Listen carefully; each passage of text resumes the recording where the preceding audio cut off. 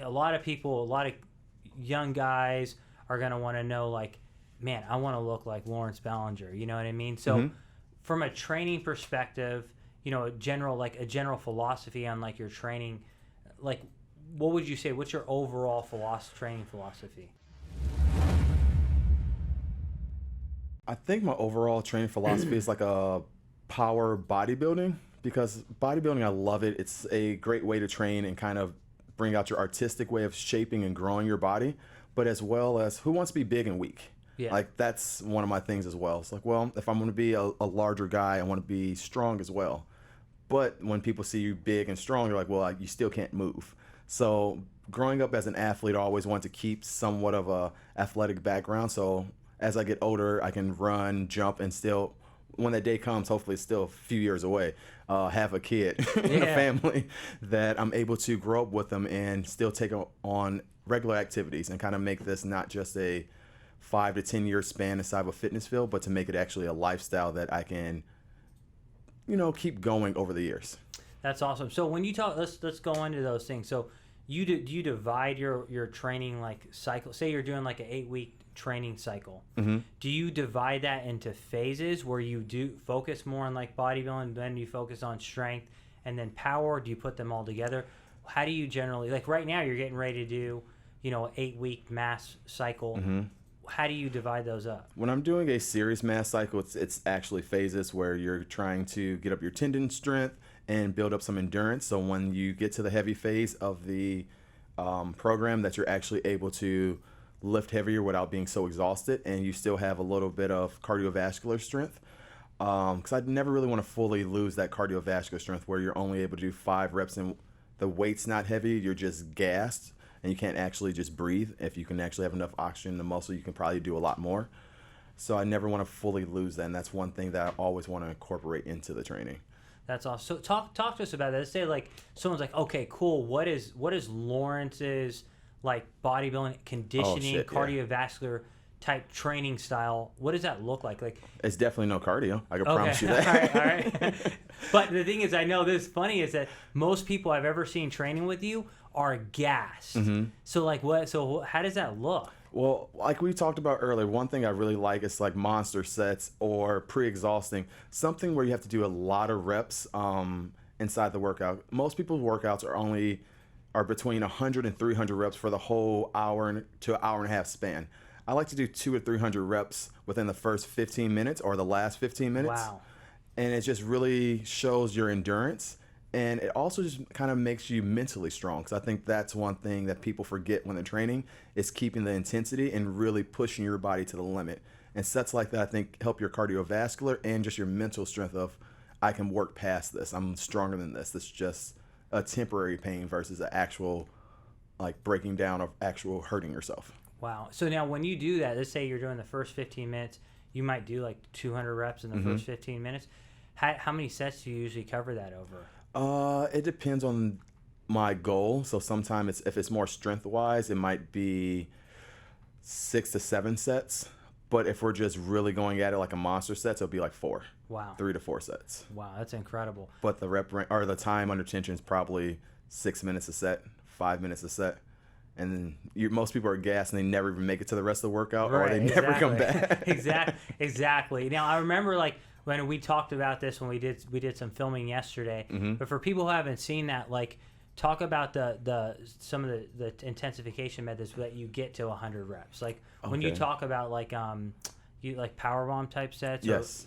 Talk about that. Like that's one of the most brutal techniques that I've ever seen. And the first time you showed it to me was on lat pull downs. Oh yeah, that one hurts. It hurts. So powerball sets are by far, I think, my favorite, just because it shows your power output throughout the whole exercise. We start like a light weight, and then you do 10 reps, and then you slowly increase it on a machine over and over again until you can't hit 10.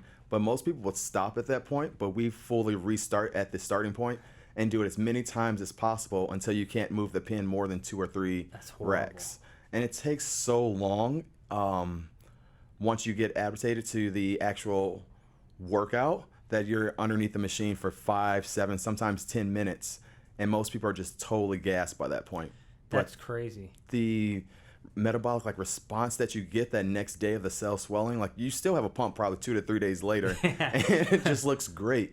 But once you go to normal workouts, or you start lifting heavier, doing 3 or 4 reps for 2 to 3 seconds means nothing. Wow.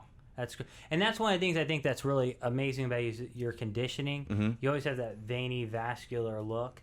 Thank you. Yeah, you bet, you bet. And we were obviously we did this huge testing with you in the lab, Mm-hmm. and I think sometimes people have this perception of like bodybuilding or hardcore elite bodybuilding is not being healthy. And listen, it can be to a point where it's not healthy. Mm-hmm. But when we looked at like your measures, for example, your vascular function, like your artery function, was amazing. You had these buoyant, elastic arteries.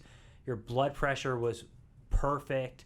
So, but you don't do cardio, so people are like, oh, you know, how can that be? How can you have this really strong cardiovascular conditioning? But I don't think people understand the fact that you are in great cardiovascular shape because you're doing such high volume training. Mm-hmm. And it leads to that, the vascularity, the conditioning, the great, you know, your ability to handle calories, process calories.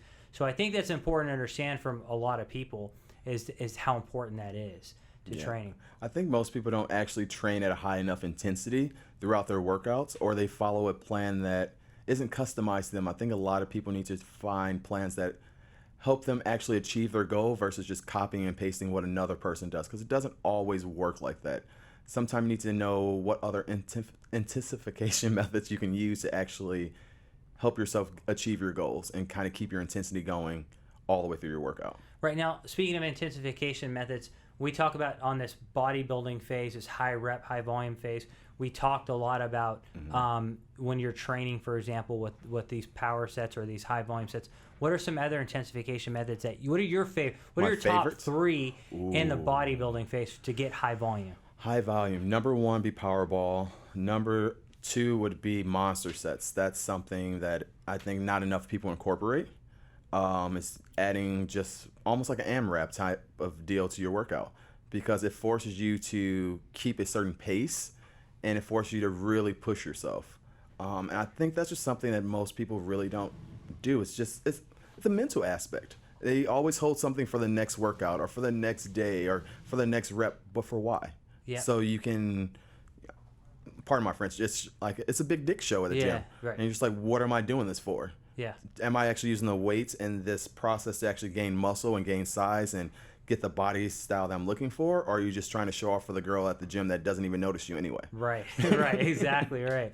Let's go into the psychology of things, right? The one thing I have noticed about you is like, no matter what, you're always in a really good mood, and you interpret things like in a positive light. So I give everyone an example. We have Charlie. Everyone knows Charlie, but he basically got for ASPI these bars, and these bars basically like the grip on them. Oh, those are sweet. Yeah, right. You say they're sweet, and they're like spikes. You know what I mean? Like, I swear to God, people cut their hands on them. Like, if you Paul, who does our marketing, he squats really heavy weight, and he just has scars on his back on them. Those are war wounds. Yeah, exactly right. And everybody's like has told Charlie, like a lot of members who train, like, hey Charlie, can you get ones that don't feel like spikes? And you're the first guy who came in, and we're like, wow, I really like these. Where did I get these bars, right?